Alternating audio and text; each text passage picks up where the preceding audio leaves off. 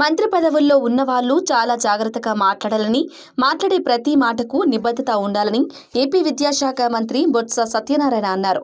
AP పరిస్థితులపై కేంద్ర మంత్రి పీయూష్ గోయల్ చేసిన వ్యాఖ్యలను మంత్రి బొత్స ఖండించారు.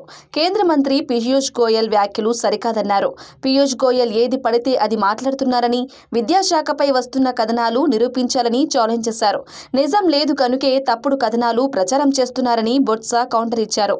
కొన్ని పత్రికలు దురుద్దేశంతో తప్పుడు కథనాలు రాసి ప్రజలను నమ్మించాలని చూస్తున్నాయని, రాష్ట్రంలో ఏ ఒక్క అధ్యాపకుడు అయినా విద్యాశాఖ మంత్రిగా ఉన్నా నాపై వేలు ఎత్తి చూపించగలరా? అసలు విద్యాశాఖలో అవినీతి జరిగిందని చెప్పగలరా అని ప్రశ్నించారు. ఎటువంటి కార్యక్రమం తీసుకొచ్చినా ఉపాధ్యాయ సంఘాలతో మాట్లాడి చేస్తున్నామని, ప్రభుత్వ పాఠశాలల్లో రికార్డు శాతం ఫలితాలు వచ్చాయని తెలిపారు. ఎక్కడా చిన్నపాటి పొరపాట్లు కూడా లేకుండా పరీక్షలు నిర్వహించామని, రాష్ట్రంలో ఉపాధ్యాయులు చాలా బాధ్యతగా ఉన్నారు. భావి భారత నిర్మాణానికి ఉపాధ్యాయులు కష్టపడుతున్నారు. అందుకే 10వ తరగతి పరీక్షల్లో మంచి ఫలితాలు వచ్చాయని వివరించారు. పీయూష్ గోయల్ గురువింద గింజలా మాట్లాడుతున్నారని విమర్శించారు. 2014లో ఏపీలో ఓ దద్దమ్మ ముఖ్యమంత్రిగా ఉన్నారని, అప్పుడు కూటమిలో వీరంతా ఉన్నారని ఎద్దేవా చేశారు. అప్పుడు రైల్వే మంత్రిగా ఉండి పీయూష్ గోయల్ ఎందుకు రైల్వే జోన్ ఇవ్వలేదు అని ప్రశ్నించారు. రైల్వే జోన్ కోసం 52 ఎకరాల భూమిని రాష్ట్ర ప్రభుత్వం కేటాయించిందని, అడ్డంకులు అన్ని తొలగించి రైల్వే జోన్ కోసం భూములు అప్పగించామని మంత్రి బొత్స గుర్తు చేశారు. 2014-19 మధ్య కేంద్రంలో ఉంది సింగిల్ ఇంజిన్ ప్రభుత్వమా? మధ్యలో ఒక ఇంజిన్ పనిచేసిందా? మరో ఇంజిన్ రిపేర్ అయ్యిందా అని మంత్రి బొత్స ఎద్దేవా చేశారు. కేంద్రంలో మాపై ఆధారపడే పార్టీ అధికారంలోకి రావాలని కోరుకుంటున్నారని మంత్రి బొత్స తన అభిప్రాయం వ్యక్తం చేశారు. అలా వస్తే రాష్ట్రానికి రావాల్సిన ఇంకా కొన్ని ప్రయోజనాల కోసం మాట్లాడవచ్చు అని, అది మా స్వార్థమని అన్నారు. ప్రస్తుతం మనం అడిగితే ప్రత్యేక పనులు అయ్యే పరిస్థితి కేంద్రంలో లేదని కేంద్రాన్ని వేలెత్తి చూపించారు బొత్స. కేంద్రం అన్ని రాజకీయ కోణంలో ఆలోచిస్తుందని, అందుకే మనపై ఆధారపడే ప్రభుత్వం రావాలి కోరుకుంటున్నట్లు వెల్లడించారు. ఈ రాష్ట్ర మా ప్రభుత్వం మాఫియా ప్రభుత్వం అంట, ఏదో మాట్లాడుతున్నారు. గురువింద కిందకి వచ్చి దాన్ని మచ్చ తిరిగినట్ట ఆయన వచ్చి రాష్ట్ర ప్రజలు, దేశ ప్రజలకి ఏం చేశారో గత 5 సంవత్సరాల్లో 10 సంవత్సరాలు ఏ విధంగా జరిగిందో అందరికి తెలుసు. ముందుగా రైల్వే జోన్ విషయానికి వద్దాం.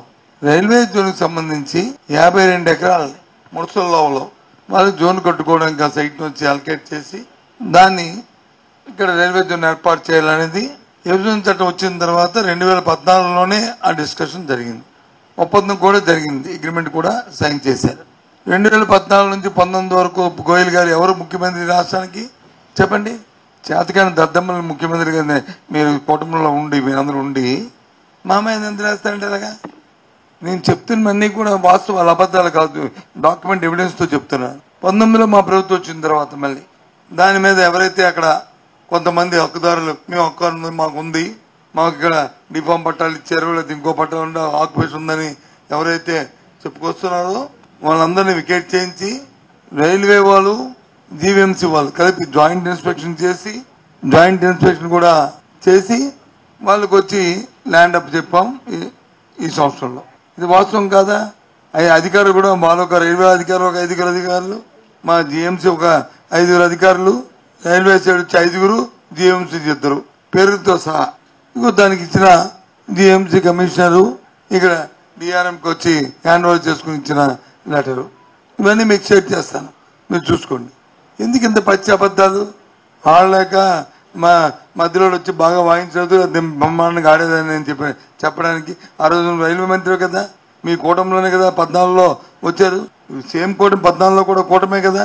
మరి అప్పుడు నీ కూటమిలోనే ముఖ్యమంత్రి కదా చంద్రబాబు నాయుడు. ఎందుకు నువ్వు రైల్వే మంత్రిగా చేయలేకపోవు? ఎందుకు మళ్ళీ వచ్చి ఈ రోజు వచ్చి పెద్ద కబుర్లు, పెద్ద మాటలు దేనికోసం? నిజంగా నీకు రాష్ట్రం మీద అభిమానం ఉంటే, మీకు ఈ ప్రజల పట్ల మొక్క ఉంటే, ఈ ప్రాంత అభివృద్ధి పట్ల మీకు ఏమైనా ఏసమంతేనా మీకు సదాభిప్రాయం ఉండి చేయాలని తపన ఉంటే, ఏదో నేను కేంద్ర మంత్రిని వచ్చి మాట్లాడితే అది చెల్లుతుంది, నాకున్న డప్పా కొట్టిన ఆ 2 పత్రికలు ఈనాడు, ఆంధ్రజ్యోతి, లేకపోతే T5 లేకపోతే ABN ఈనాడు వేస్తారు అనుకుని ఈ డప్పాలు ఎందుకు చెప్పు?